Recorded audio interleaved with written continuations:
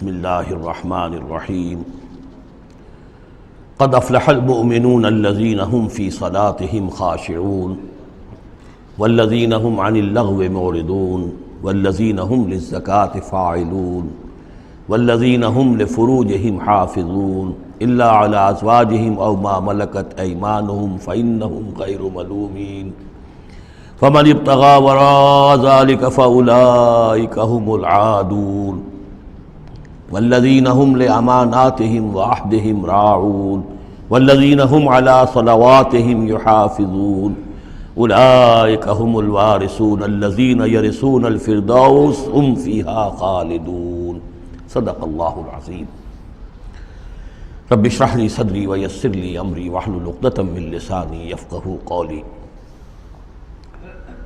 ہم اللہ کے نام سے سورہ مومنون کا ترجمہ شروع کر رہے ہیں اور یہیں سے 18واں پارہ بھی شروع ہو رہا ہے، اور یہ سورہ مومنون ان 14 صورتوں میں اب آخری صورت ہے کہ جو قرآن حکیم میں حجم کے اعتبار سے مکی صورتوں کا سب سے بڑا گلدستہ ہے۔ ابھی جو 11 آیات میں نے اس کی تلاوت کی ہیں، ان پر ہمارا اس منتخب نصاب کا مطالعہ قرآن حکیم کے منتخب نصاب کے تیسرے حصے کا پہلا درس مشتمل ہے۔ سورہ حج کا جو آخری رکوع تھا اس پر چوتھے حصے کا پہلا درس مشتمل ہے۔ اس کے نکات پھر ذہن میں تازہ کر لیجئے کہ سب سے پہلی بات توحید کا خلاصہ اور لب لباب یہ کہ اللہ ہی مقصود حقیقی، مطلوب اصلی، محبوب حقیقی بن جائے۔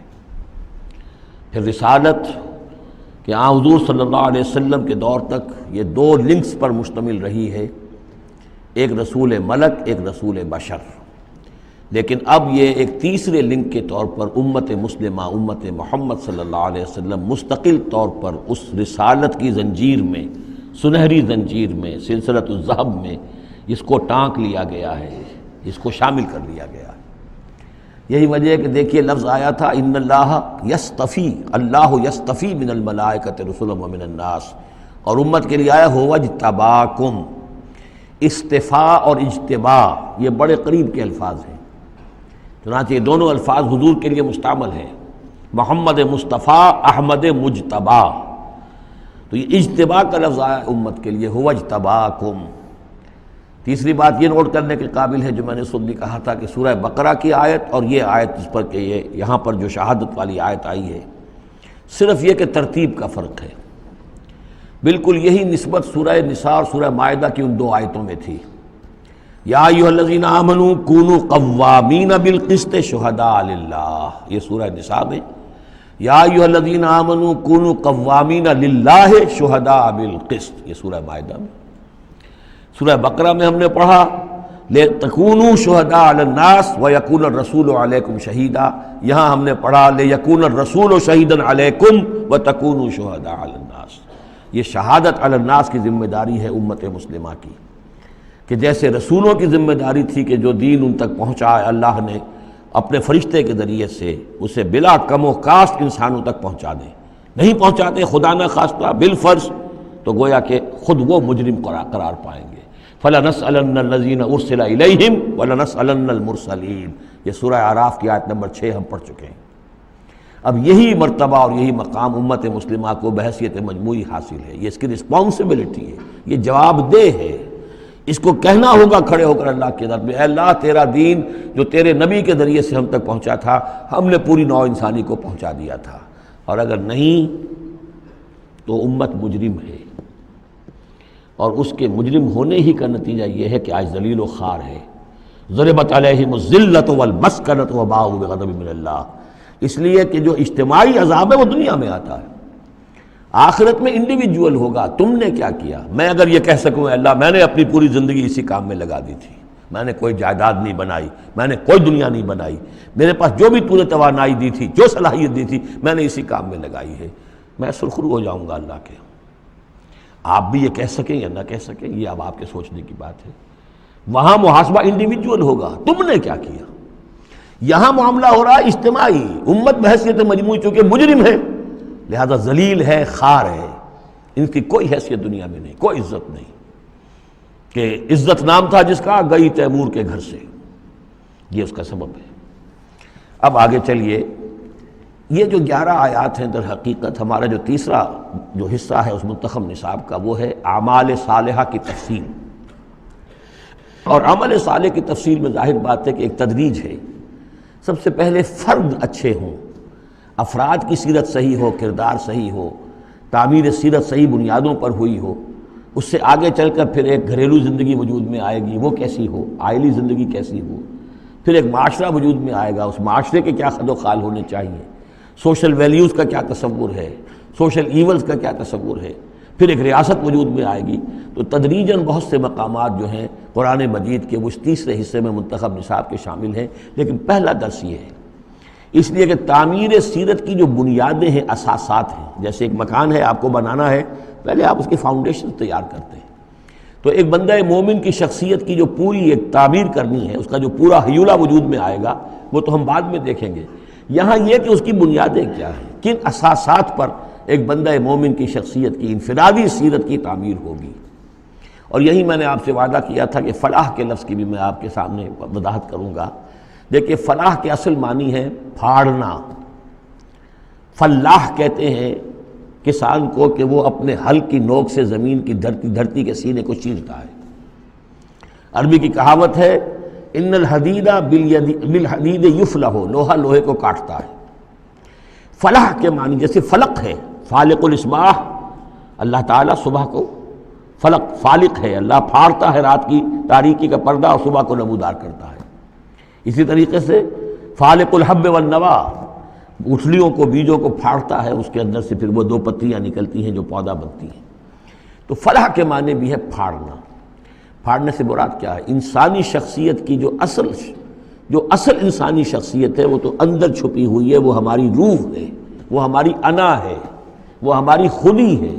یہی در حقیقت اقبال کا فلسفہ خودی ہے۔ اور اسی کی بہترین تعبیر جو ہے آدرش، جو میں نے لفظ استعمال کیا تھا سورہ حج کے ضمن میں، ضعف الطالب والمطلوب، تو آئیڈیلز کا جو فلسفہ ہے، اس کے حوالے سے ڈاکٹر رفیع الدین مرحوم و مغفور نے علامہ اقبال کی اس کے فلسفہ خودی کی بہترین تعبیر کی ہے۔ آئیڈیالوجی آف دی فیوچر ان کی مارکت الآراء کتاب ہے انگریزی زبان میں۔ تو افلح المومنون، گویا کہ میرا جو وجود ہے، یہ گوشت ہے، یہ پوست ہے، ہڈیاں ہیں، یہ ہے، وہ ہے، تن و توش ہے، لیکن اس کے اندر میری ایک انا ہے، میری ایک شخصیت ہے، انا۔ یہ انا کیا ہے؟ میں کہتا ہوں میرا ہاتھ، وہ میں کون ہوں جس کا یہ ہاتھ ہے؟ میرا ہاتھ، میرا پاؤں، میری آنکھ، میرے کان، میرا سر، میرا یہ، میرا وہ، میرا جسم، بھائی وہ میں کون ہے جو پوزیس کرتا ہے اس کو؟ وہ میں، وہ انا، وہ ایک مخفی حقیقت ہے، اور اصل میں وہ روح ربانی جو میرے اندر پھونکی گئی ہے، وہ ہے میری اصل حقیقت، لیکن یہ غلافوں میں لپیٹ دی گئی ہے، مادی غلاف ہے۔ ان مادی غلافوں کو پھاڑ کر اپنی روح کو برآمد کرنا، جیسے کہ گٹھلی پھٹتی ہے تو 2 پتے نکلتے ہیں تو آم کا درخت شروع ہوتا ہے۔ ان مادی غلافوں کو پھاڑ کر اپنی اصل حقیقت، اپنی اصل انا کو برآمد کر کے تقویت دینا، یہ ہے فلاح۔ قد افلح، بہترین ترجمہ کیا ہے یہاں پر لفظ کے قریب ترین ہونے کے اعتبار سے۔ میرے سامنے اس وقت یہ ہے حضرت شیخ الہند رحمۃ اللہ علیہ کا، اور شیخ الہند رحمۃ اللہ علیہ مولانا محمود الحسن صاحب کا کہنا یہ ہے کہ میں نے تو موضح القرآن میں جو ترجمہ شاہ عبد القادر دہلوی رحمۃ اللہ علیہ کا تھا وہی اختیار کیا ہے۔ کام نکال لے گئے اہل ایمان، قد افلح المومنون، کام نکال لے گئے اہل ایمان۔ جیسے کہ خزانہ ہو، خزانہ کھودیں گے تو نکالیں گے نا، تمہارے اندر ایک خزانہ ہے، دم چیست پیامیست، شنیدی نہ شنیدی، در خاک تو یک جلوے آمیخت نہ دیدی، دیدن دیگر آمیز، شنیدن دیگر آمیز۔ تمہارے اندر نور بھی ہے نور تجلی بھی اسی خاک میں پنہاں، غافل تو نرا صاحب ادراک نہیں ہے۔ تم حیوان ہی حیوان نہیں ہو، اس میں روح ملکوتی بھی ہے، لیکن تمہاری ساری توجہ اسی حیوانی وجود پر ہے۔ وہ روح جو ہے وہ تو تمہارے وجود کے اندر مر کر دفن ہو چکی ہے، تم چلتا پھرتا مقبرہ بن چکے ہو، تم زندہ نہیں ہو، مردہ ہو۔ اور جس کی روح جاگ جائے گویا کہ وہ زندہ ہوتا ہے، پھر اس کو زندگی ملتی ہے۔ فَلَنُحْيِيَنَّهُ حَيَاةً طَيِّبَةً۔ یہ ابو جہل مردہ تھا، یہ زندہ نہیں تھا، یہ اندھا تھا، دیکھ نہیں رہا تھا، یہ بہرا تھا، سنتا نہیں تھا۔ یہ جو حقائق ہے اس کو سمجھ لیجئے، اپنے وجود، اپنی اصل شخصیت، اپنی انا، اپنی خودی، اپنے سیلف، اس کی development of the self, development of the character, انسانی شخصیت کے لیے یہ ہے قد افلح، کھود نکالنا، خزانہ کھود نکالنا۔ ایک ہندی کا دوہا ہے بڑا پیارا، بھوکا کوئی نہیں، بھیک تو وہ خود شاعر ہے، بھوکا کوئی نہیں، سب کی گٹھڑی لال، ہر ایک کی گٹھڑی کے اندر ایک لال بندھا ہوا ہے، وہ گٹھڑی جو ہے اس کے اندر ہے، بھوکا کوئی نہیں ہے، مال تو ہے اس کے پاس، گرہ کھول جانے نہیں اس بد بے کنگال، اس گٹھڑی کی گرہ نہیں کھولنی آتی۔ ستمست گر ہوست کشت کے بے سیر سرد و سمندرا، تجھے غنچہ کم نہ دمیدئی درے دل کشا بچمندرا۔ تم اپنی شخصیت کا جو چمن ہے تمہارے اپنے اندر جو اللہ تعالیٰ نے رکھا ہوا ہے، وفی انفسکم افلا تبصرون، تم اس سے غافل رہتے ہو۔ Man in his ignorance identifies himself with the material sheaths which encompass his real self۔ انسان اپنی جہالت میں اپنے ان مادی غلافوں ہی کو سمجھ بیٹھتا ہے یہ میں ہوں، یہ تو کچھ بھی نہیں ہے، مادی غلاف ان کی کوئی حیثیت نہیں ہے، تم کچھ اور ہو جو اس کے اندر ہو، لیکن بشرطے کہ تم اپنے آپ کو پہچان لو۔ من عرف نفسہ فقد عرف ربہ ولا تکونوا کالذین نسوا اللہ فانساہم انفسہم۔ ان لوگوں کے مانند نہ ہو جاؤ جنہوں نے اللہ کو بھلا دیا تو اللہ نے انہیں اپنے آپ سے غافل کر دیا۔ یہ ہے فلاح کی اصل حقیقت، اپنی شخصیتوں کے اندر سے، اپنے اس وجود میں سے، اس تن و تیش میں سے اپنی اصل معنوی شخصیت کو نکالو اور ڈیولپ کرو۔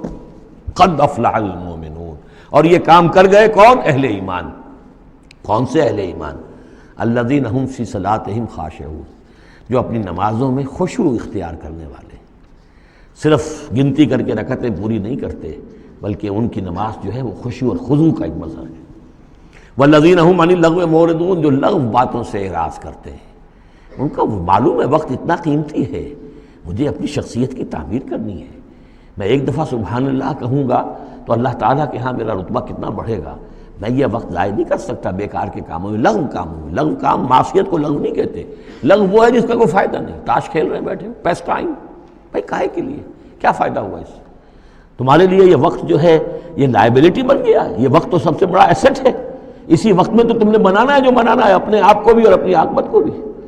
الذین والذین هم عن اللغو معرضون والذین هم للزکاۃ فاعلون، جو ہر دم اپنے تزکیے کی طرف متوجہ رہتے ہیں، زکوٰۃ پر عمل کرتے رہتے ہیں۔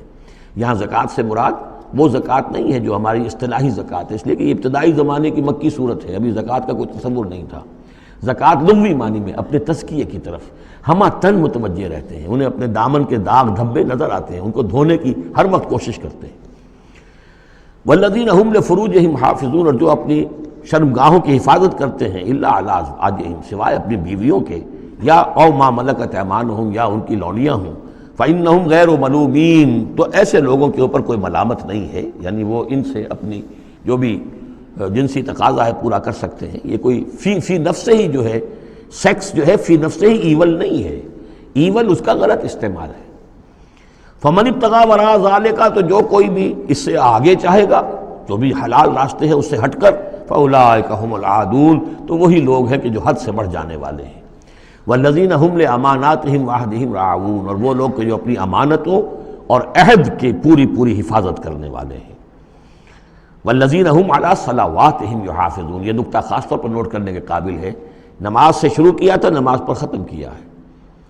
شروع کیا تھا؟ قد افلح المؤمنون الذین هم فی صلاتہم خاشعون، نماز کی جو باطنی کیفیت ہے اس کی طرف اشارہ کیا شروع میں، اور نماز کا نظام، والذین هم علی صلواتہم یحافظون، جو اپنی نمازوں کی پوری محافظت کرتے ہیں، مداومت کرتے ہیں، گنڈے دار نماز نہیں پڑھتے، مستقل پڑھتے ہیں، اس کے تمام جو بھی آداب ہیں، اس کے قوانین ہیں، ان کے تمام ملحوظ رکھتے ہوئے پڑھتے ہیں۔